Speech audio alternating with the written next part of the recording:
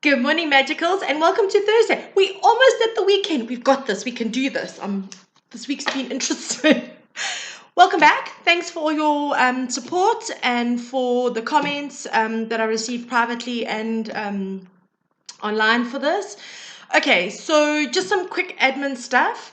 I very excitedly have created one of the first varying readings that I want to do on the channel besides the daily chakra ones.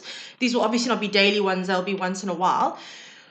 But it is a life purpose reading. I'm really excited to launch it, so I'm just trying to make some time to look, I've drawn the packs, they're all ready to go. I just need to actually find some time to record it. So those kinds of readings will be coming out. I'll be doing some past life ones, and I've been guided to do some twin flame ones because I'm kind of going through all of the motions myself with that as well. So that's something to look forward to. So please, guys, if you haven't subscribed already, just subscribe, click the notifications, and then you will get what you need to get, because at some point I have to stop punting this every single day. It's going to be, I'm sure I'm going to be kicked off some Facebook groups. Okay, so let's start with today's one. We are at the heart chakra, finally. I'm so excited. Okay, so I did a little bit of meditation, pulled the card, and the heart chakra came up. I don't know if you'll be able to notice though, but when you do look at these cards, have a look. All of them have got different petals, and I didn't mention this yesterday, and I probably should. So for those of you who do know, please bear with. I'm obviously trying to give general information here. But the chakra system is they're known as lotuses that open, right? Now, what happens here is that every single chakra has got different number of petals, and when you get to the crown chakra, it's got 1,000 petals. That's why the name Sahasrara means thousandfold. That I nearly got caught out there on my own little Sanskrit thing. Okay, so we're at the heart chakra today. And the Sanskrit name is Anahata. Okay, it means unstruck. And what this is all about, the heart chakra is actually vital for us. The heart chakra is really vital for us. It sits really over in our chest area here, and it rules over our relationships, our connections with other people. And it's about self-love, self-compassion, self-forgiveness, as well as love, compassion, and kindness, and forgiveness of others. Okay, I think actually maybe we may have had a heart chakra one last week, or we had spoken about it in one of the other readings. So this is a really important one. I call this the engine room of the chakra system. Okay, this room, this engine room basically functions, it pumps everything. It's like the heart. It keeps all that energy going, right? It is also our healing space. The color green is the color of healing. It is a healing space for us as well. So when we heal, we work through the heart chakra space, all right? Now, just a heads up, the shadow side here, or the kryptonite as I call it, is grief. Okay, so if we are grieving, we are then activating the loss of energy in the heart chakra space. Now, just a little aside quickly before we start, I'm going to say that with this, okay, you have to understand that when we are ending cycles, like we are now, we're going through big energy shifts and ending of cycles. This is not about mourning them. Mourning and grieving are two very different things. Please make sure that you understand the difference between that. We have to grieve a cycle, whether it's a narcissistic partner that you're leaving that you just can't stand to look at anymore. It is an ending that has come into your space and needs to be given the respect and the dignity it is afforded. It's actually, I say it's afforded, that's the wrong word, sorry. That it is due. That's the word I was looking for, sorry. Because that space and time has brought you lessons, learnings, teachings, and growings, as I always say. Okay, so this is what our heart chakra is all about. It's really, really one of our most important chakras. Okay, so what card is this? Okay, right. So the chakra tarot card that came up, number 3, the Empress. Okay, now if you have a look at the card, the Empress is the divine feminine energy. Okay, the Empress is about abundance and beauty and standing in your power, and it really is a very powerful energy. Okay, the Empress and the Emperor, divine feminine, divine masculine of the tarot deck. Okay, but here she's got a gold cup in her hand. Now, cup is love. Cups are love. They represent emotions, right? And over here, she has got a student that she is teaching. Now, just a quick aside again, the woman who's created this tarot, has taken through the major arcana, so these ones like Empress, Emperor, World, Death, all of that, not the suits, has taken the Fool on a journey. Okay, so the card starts with the Fool and it goes through, and she's taken this Fool on a journey. And this card she implicates as the Fool learns compassion, if I'm not mistaken. But here she's teaching her student, right? And she's not focused on the student, she's focused on the cup. She's focused on what she's got to offer in terms of a lesson. Okay, this card is saying to us we need to step into our power. All right, it's about self-love, it's about self-care. So my question when I pulled this card was, what do we need to focus on? And this is the card that came up. All right, so for today, look at the areas in your life where you need to show yourself a little bit more self-love.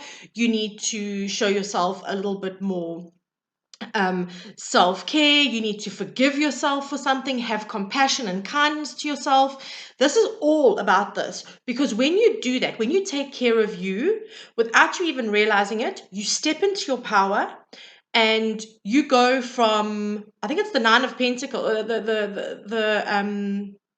the woman is it's the Nine of Pentacles or the Queen of Pentacles. Is that like independent woman? No, it's a Queen of Pentacles. Independent woman doing all her own thing. And then it goes to the Empress. Okay. It's like a step up. So you go from that energy to actually leveling right up. And that's what's required of you now. Just excuse me this morning. My brain's not really working very well. Okay. So please, this is all about looking introspectively at how you can take care of you in order to step into your power. And just an interesting thing here, 3, right?